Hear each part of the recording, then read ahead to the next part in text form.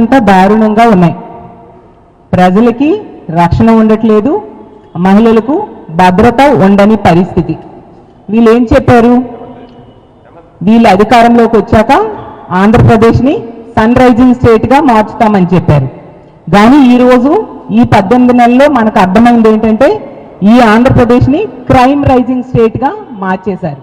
ఎందుకంటే కూటమి ప్రభుత్వం అధికారంలోకి వచ్చాక దాడులు, అత్యాచారాలు, హత్యలు, అలాగే భూ కబ్జాలు, ఆర్థిక నేరాలు ఎంతగా పెరిగిపోతూ ఉన్నాయో మనం చూస్తూ ఉన్నాం. అంత దారుణమైన పరిస్థితులు ఈ రాష్ట్రంలో నెలకొని ఉన్నాయి. ఈ విషయాన్ని ముందు నుంచి కూడా మేము చెప్తూ ఉన్నాము. అదే విషయాన్ని నిజం చేస్తూ మొన్న కలెక్టర్స్ కాన్ఫరెన్స్లో కూడా అదే విషయం డేటాతో సహా బయటపడింది. ముఖ్యంగా అమిత్ షా గారు లేఖ రాశారు చంద్రబాబు నాయుడు గారికి. దానిలోనే అర్థమవుతుంది ఎంత దారుణంగా ఈ రాష్ట్రంలో మహిళల రక్షణ అనేది గాలి కొదిలేశారు, ప్రజల రక్షణ అనేది ఎంత దారుణంగా గాలి కొదిలేశారు. ఈ రాష్ట్రంలో తీసుకుంటే నేరాలకు, క్రూరాలకు అంటే క్రూరత్వానికి అడ్డాగా మారిపోయింది ఈ కూటమి పాలనలో. నేరస్తులు, దోపిడీదారులు, అత్యాచారాలు చేసేవారు, హత్యలు చేసేవారు, ఇలాంటి వాళ్ళందరికీ కూడా షెల్టర్ జోన్గా ఆంధ్రప్రదేశ్ రాష్ట్రం ఈరోజు మారిపోయిన పరిస్థితి.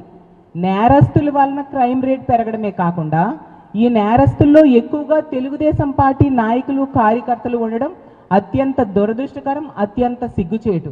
ఈరోజు తీసుకుంటే మంత్రుల తాలూకా పిఏలు, మంత్రుల తాలూకా అనుచరులు, ఎమ్మెల్యేలు, వాళ్ళ అనుచరులు, తెలుగుదేశం పార్టీ నాయకులు, కార్యకర్తలు వాళ్ళ వల్లనే ఈరోజు మహిళలకి రక్షణ లేని పరిస్థితి మనం అడుగడుగునా చూస్తూ ఉన్నాం. అంత దారుణంగా విచ్చలవిడిగా అఘాయిత్యాలు, అత్యాచారాలు, వేధింపులు తెలుగుదేశం పార్టీ నాయకులే ఎక్కువగా చేస్తూ ఉన్నారు. ఈరోజు కూటమి ప్రభుత్వం అధికారంలోకి వచ్చాక రెడ్ బుక్ రాజ్యాంగాన్ని వాళ్ళు అమలు చేస్తూ అంబేద్కర్ రాజ్యాంగాన్ని తొంగలో తొక్కడం వలన ఇలాంటి పరిస్థితులు, ఇలాంటి దారుణమైన పరిస్థితులు ఈ ఆంధ్రప్రదేశ్ రాష్ట్రంలో మనం గమనిస్తూ ఉండే పరిస్థితి.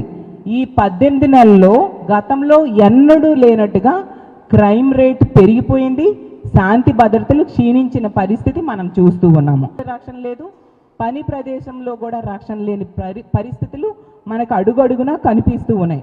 నిజం చెప్పాలంటే హోంమంత్రి ఒక మహిళ అయి ఉండి ఈ హోంమంత్రిగా ఈ రాష్ట్రానికి ఉండి, అలాగే ముఖ్యమంత్రిగా చంద్రబాబు నాయుడు గారు ఉండి ఇలాంటి పరిస్థితులు ఉంటూ ఉంటే నిజంగా ఈ ప్రభుత్వం సిగ్గుతో తలదించుకోవాలని నేను తెలియజేస్తూ ఉన్నాను. నిజం చెప్పాలంటే అమిత్ షా గారి లేఖ చంద్రబాబు నాయుడు గారికి రాశారు. మాట్లాడితే చంద్రబాబు నాయుడు గారు చెప్తూ ఉంటారు, ఇలా ఎవరికైనా ఆపద వస్తే 10 నిమిషాల్లోనే వాళ్ళకి రక్షించేస్తాము అనేసి అబద్ధాలు చెప్తూ ఉంటారు. అది అబద్ధాలని మేము చెప్పడం కాదు, అమిత్ షా గారు రాసిన లేఖలో చంద్రబాబు నాయుడు గారు ఈ కూటమిలో ఉన్న వాళ్ళు చెప్తున్నవన్నీ కూడా అబద్ధాలు అని స్పష్టంగా అర్థమవుతుంది. ఎందుకంటే ఈ దేశంలో నేషనల్ యావరేజ్ 18 నిమిషాలు 112 ఎమర్జెన్సీ కాల్ సెంటర్కి కాల్ చేస్తే రెస్పాండ్ అయ్యే సమయము నేషనల్ యావరేజ్ 18 నిమిషాలు అయితే ఏపీ యావరేజ్ 25.50 నిమిషాలు, అంటే ఇంచుమించు 26 నిమిషాల్లో మన ఆంధ్రప్రదేశ్ రాష్ట్రంలో పోలీసులు రెస్పాండ్ అవుతున్నారనమాట. అంటే నేషనల్ యావరేజ్ కంటే ఎంత దారుణంగా వీళ్ళ రెస్పాండ్ అయ్యే టైం ఉంది. ఈ రాష్ట్రంలో ప్రజలు కానీ మహిళలు కానీ 112కి ఫోన్ చేసి రక్షించండి, మేము ఆపదలో ఉన్నామని మొరపెట్టుకుంటే వాళ్ళు 26 నిమిషాల వరకు స్పందించట్లేదు. ఎందుకు మహిళలంటే మీకు ఎంత చిన్న చూపు, మహిళలంటే ఎందుకు ఎంత నిర్లక్ష్యము, ఎంత దారుణంగా మహిళల భద్రత ఎందుకు గాలి కొదిలేశారు? మళ్ళీ తిరిగి అబద్ధాలు 10 నిమిషాల్లో స్పందిస్తామని చెప్పి ప్రజల్ని మభ్య పెట్టడానికి మీరు ప్రయత్నిస్తూ ఉన్నారు.